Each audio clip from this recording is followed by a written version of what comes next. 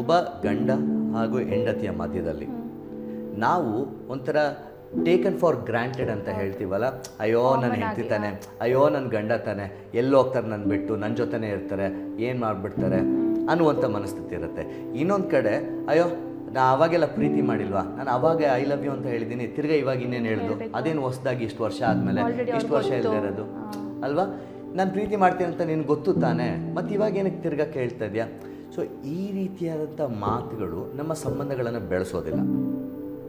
ನಾವು ಮದುವೆ ಆಗೋದಕ್ಕಿಂತ ಮುಂಚೆ ಸಪೋಸ್ ಪ್ರೀತಿ ಮಾಡಿ ಮದುವೆ ಆದಲ್ಲಿ ಎಷ್ಟು ಬಾರಿ ಐ ಲವ್ ಯು ಹೇಳಿರ್ತೇವೆ ಒಬ್ಬರಿಗೆ ಒಬ್ಬರು ಅಲ್ವಾ. ಸೊ ಆದರೆ ಮದುವೆ ಆದಮೇಲೆ ಇದ್ದಕ್ಕಿದ್ದ ಹಾಗೆ ಅದೆಲ್ಲ ಕ್ಷೀಣಿಸಿ ಹೋಗ್ತದೆ, ಏನೋ ಒಂದು ದಿನಚರಿಯಾಗಿ ನಡೀತಾ ಇರುತ್ತೆ. ಅಲ್ಲಿಗೆ ಇಲ್ಲಿ ದೃಢಪಡಿಸುವಂಥ ಮಾತುಗಳು ಎಂಬುದಾಗಿ ಹೇಳುವಾಗ ಕೇವಲ ನಮ್ಮ ಪ್ರೀತಿಯನ್ನು ನಾವು ವ್ಯಕ್ತಪಡಿಸುವ ಐ ಲವ್ ಯು ಅಂತ ಹೇಳುವಂಥದ್ದು ಅಷ್ಟು ಮಾತ್ರವೇ ಅಲ್ಲ.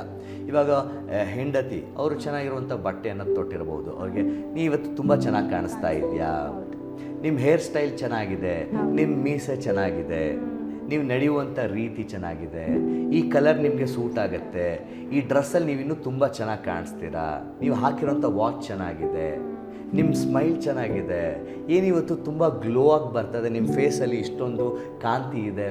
ಸೊ ಈ ರೀತಿಯಾದಂಥ ಮಾತುಗಳನ್ನು ಏನಂದರೆ ಅದರಲ್ಲಿ ಅಭಿನಂದನೆ ತುಂಬಿರಬೇಕು.